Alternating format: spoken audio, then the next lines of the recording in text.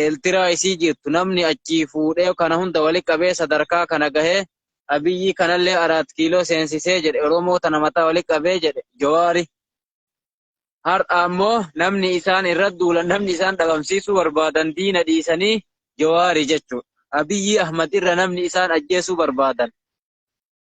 Ila bar ummata warra nu malee qofaa miti guutummaanuu jechuudha. Jibbaan isaan Jawaariin irraa qaba waan biraa takkaa fi miti waan inni arsii ta'e malee xalaatummaatti beeytaa guyyaa har'aa Ahmad Kadir Ahmad Culullee Baalee maal haasaa oole ganamarraa Jawaarin arrabsaan oolle waan namni jenne bakka inni jedhee isa arrabsaa oole san keessaa murteetti ijoolleen gareen nu maleedha hafarsaa oole suufa uffatte karabaata nurratti godhatte san wajjiin mataan dhaabbatta malee hayyuu feete ta'e kootii akkas godhatte hayyuu feete yoo taate bakka feete doomtee yoo qaayni keessirraa fudhataman qabu yoo ustaas Kamaal Eebbootiif nu bira dhaabbatin sirraan fudhan hayyuu barbaadde ta'e karabaata nurratti uffattee suufa nurratti uffattee mataa dhaabbatta suufa keessa wajjiin mataan gadi dhaabbatta hayyoomni kee mataan dhaabbata jedhee arrabsaa oole Jawaar Mohaammed laayifii waraabee gurmaansu hin qaanfatu isa of duuba kaa'ee isa arrabsaa bar isa of duuba kaa'ee suuraa isaa of duuba dhaabee isaa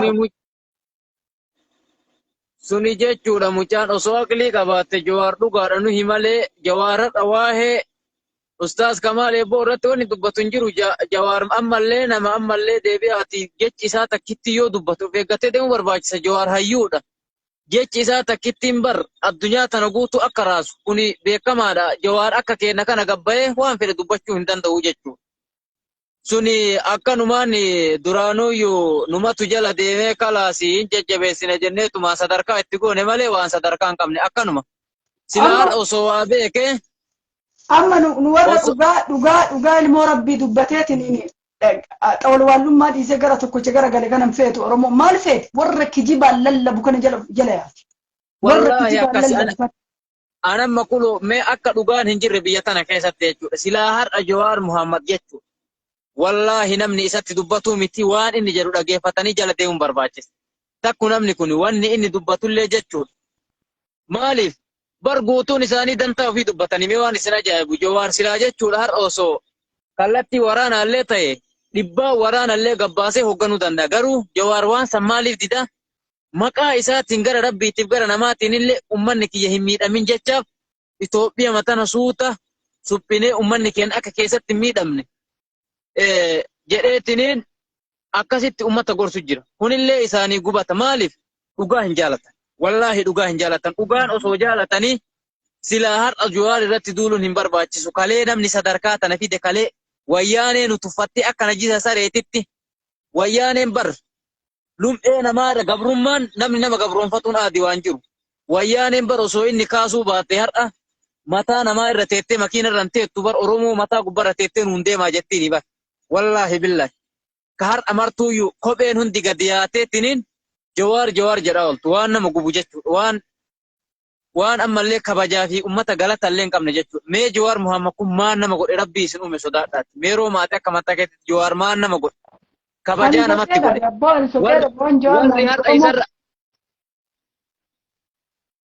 warri har'a isarra duulu kun harki isaa dhiigan qabu Jawaar Mohaammed ajjeechaan labsu aadaa isaatii miti Jawaar Mohaammed wanni jibbamuuf namuma ajjeesuu dhabe harki isaan wajjin fakkaatee dhiigatti laaqamuu dhabe wanni jibbamuuf oole kanuma bicha waan biraan qaban. Wallaahi akkasi mee qabsoon amma warri immaan paartii Oromoo tuni wanni isarra qabsaa'u isa fide maali kalee inni takku irra qabsaa'e mee Jawaariin kun kalee gaafa qabsaa'e ummata qeerroo lafaa kaasee qabsaa'u takku paartii ABO kana qeeqee beeka. Paartii akkana nama ajjeesu paartii waraana ofii ajjeesu kana takku isin kana dalaydan jedhee ni beeka hin beeku namni dhugaan deemu akkasii jechuudha. Waa'ee Jawaar Mohaammed dhiisanii yoo qabsaa'uu barbaadan qabsaa'anii bilisa fitanii nun garsiisani isarra duuluun maaliif barbaachisa? Kalaas dandeettiin qabaame Jawaar Mohaammadin tara Jawaar Mohaammadii ol ta'ee hojjechee yookaan yoo kalolu yoo taate lolee lolchiisee ka siyaasa danda'u yoo taate siyaasa ofii saniin sochaasee ummata maa bilisa fidee nun agarsiifna akka isarra duulan.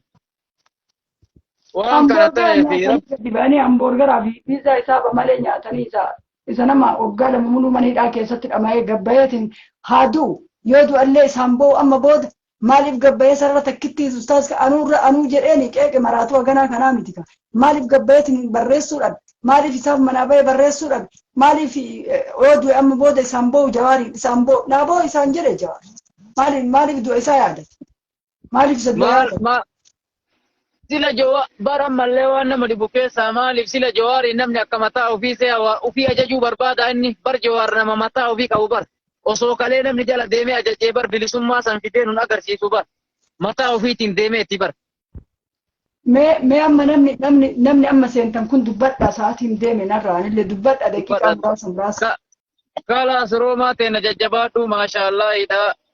Akkuma mucaan reefi jedhe sun mucaan dhaamsa bareeda dabarsee deeme wanni guddaan nu keessattuu warri sikkoo mandoo waliin arrabsinaa waluma gorsaa keessaan osoo guruppii ijaarannee irratti haasofnee fa'a bareeda na fakkaata. Maashaallah akkasii taate assalaamu alaikum. Ani iyya dabarsee fi jira warra sikkoo mandoo maraataa kennalleen arrabsinu amma booda jedhe bara du'a kamaalii irratti maraataa kennalleen arrabsinu amma booda jedhe garuu isaanumatu waa maraayyuu fidee arsitu ajjeese malee warri adda bilisummaa Oromoo warri shaneen hin ajjeefne kamaaliin namni jedhellee ijoollee mateena tagamaa tanatu baraatee waan hin taane laaqa anuun jedhaniinu dhugaan ilmoo rabbiiti gaafa tokko ba'uuf hin oolti hin baati. Akkasii hin baati adamma jecha kee tokko beektaati beekaan isaanii tokkichi maan duune namni isaanii maan duune ka jettu san irratti wallaahi dubbii dhugaatti mee takka uummata kana keessaa jechuudha namni isaanii beekaan isaanii du'een beeku. Kalas takko qabsaa'uuf namni nadhii gammadaa jechuudha nama akkasitti Oromoo sochaasee jedhu san nama Daawud Ibsaa kana taru hin ajjeesan. Daawud Ibsaa garaatti taa'ee qocachuu jira. Kalas akkasitti jedheetti yalla nagatti Oromoo. Godhen jira jaas leencoodha taatu inuma jira Daawudii nuu dhiisi. Daawud agasii asi. Akkasii assalaamu alaikum. Waalaikum salaam warahmatullahi wabarakaatu. Mucaan amma dura seentu mucaa walloo. السلام عليكم. السلام عليكم ورحمة الله وبركاته. وعليكم السلام ورحمة الله وبركاته. دران نرسجل. جرتو كم؟ نقال الحمد لله رب العالمين. ما جندان كيسنكم مال الران كايدي ما. لا جندان كنوان براتي جولين قروان مبراكي سانساتياني وني نفيف يعني كي هذا براتي هذا دا سيقرو سواني Oromoo wal dhabuu wal loluun qabaatu dhugaan wal lolaan odoo hin taane arrabaan odoo hin taane dhugaan suuta barbaadamti suuta ilma namaa kanas dhugaan erga dabre irraa dhugaan isaa suuta argamu ka jedhu waa'ee ustaaz Kamaal Eebboo irraa dubbatan ijoollee. Barga namni tokko erga du'e gara Rabbi rahmataa godhuufi wama hafe dubbatanii kanuma jiru keessatti haala isaa keessatti dubbatanii wama isa fuulduraatis nama jiruuf irrattis nama qabsaa'u keessatti hanguma jiru irraa dubbatanii baada du'e gara Rabbi rahmataa godhuuf jenna isa ajandaa irratti ijaaruun hin barbaachisu warra du'e jecha. Dhugaa keetii wanni akkasiisan dhugaan isaa maaliif odoo hin barbaadamne maaliif waan godhuuf jedhan maaliif lallabaniidha kan irraa haasofne nullee maaliif waan isaa godhu eenyu maaliif lallabnaa suuta garaa keessan yoo godhamin ta'u maaliif sooshaal miidiyaa irratti iyyamaa ka jedhu irraa dubbannee waan biraatillee miti yaanni kee yoo kanuma ta'e kalaasanillee keessaa ba'a mucaa lammataati kennee jechuudha.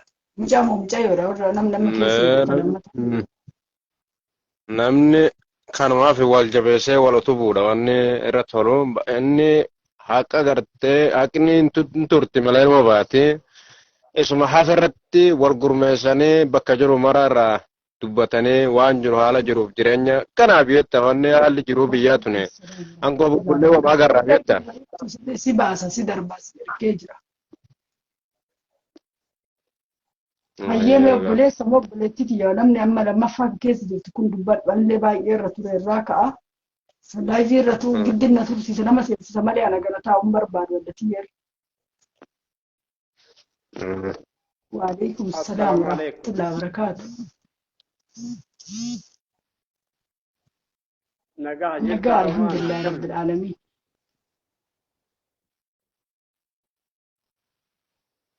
Gana darana kennu keetiif galatoome. Ani yaada xiqqoodhaan qabanarrallee ilaalinaadha akkuma wallaahi. Inni dukkana yaallee ayyee haasa'ime yaada kee yaada maalii qabda? No rakkoon qabu kaarabaan qabu. Ayyee yaada maalii qabdaati? yaada qaba yaada sammuu kiyyaan Ayyee yaanni wallaalummaan qabu barre yaanni waa wallaalan qabu yaada kee adi kenna.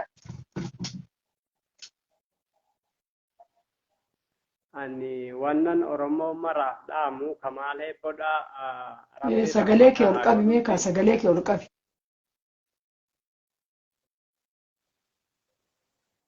kamaalee boon nama maratu jaalata garteen hundinuu kamaalee boon nutti jabaata.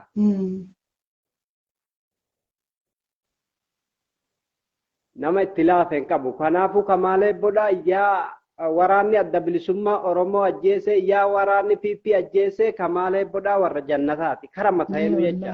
Rabbiin isaa araara.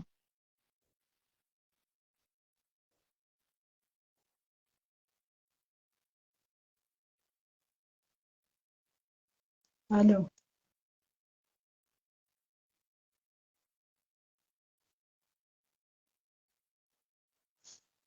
Mucaa shabakaan isaa allagee jira. Kalaasan illee keessaa baa shabakaan isaa harkatti dhaabata inni allagaa. Akkasitti ijoollee kennaan illee baay'ee irra ture auzubillah akkanatti irra taa'u jechuun haga irri nama qabu laayivii namni haga irratti rafan irra taa'u kanallee hin jaaladhu iyyuu. Akkasitti dhaamsa baay'ee nu dhaamtee ijoolleen illee akkuma jedhanuyyuu wal arrabsuun sirrii miti. Arrabni dhaabatuu qabaataa ruhii ustaaz Kamaal Eebboo irratti arrabni dhaabatuu qabaataa jechuudha. Akkasuma warri ijoolleen kenna ijoolleen ilmaan sikkoo mandoollee yoo aartanillee nama kennallee hin arrabsina. Walumaa gala uummata Oromoo wannummaan Oromoodha. Erga Oromoo taanirraa wal arrabsuun bu'aallee hin qabu arraba keessallee waan jiranii. Arrabaani namni nama jalaa dabrillee lamaan deebi'u. Calliftee yaa Rabbi jettee Rabbii kootitti boottee Rabbiin immoo dhugaa nama qulqulluu hin baasa. Haga fedhes turu dhugaan isaa bahuun hin ooltu dhugaan ilmoo Rabbiiti. Uummanni Oromoo illee wanni birbinyee akkanatti wanni waan isaa kana quuqamee Oromoon martuu irraa dubbattuu fi nadhii gammadaa akkanatti dhabamee waan isa galaafate dhabanii akkasitti callisanii sababni ijoolleen Oromoo qaroon waraana adda bilisummaa Oromoo kana keessatti ijoolleen Oromoo maraatuu san dhabamee inuma jirti martuu inuma dhabamaa turte waan isin dhabamteef hin beekanii keessaan nama akka nadhii gammadaa fa'aa Oromoon dhabdee calliftee nama Oromoon guutuun jaalattu nama Oromoon miiliyoonni 60 akka ija ofiititti jaalatu ka daa'imni lafaa ol bahullee nadhii gammadaa eessa jira jedhee daa'imni lafaa ol bahullee nadhii gaafatu.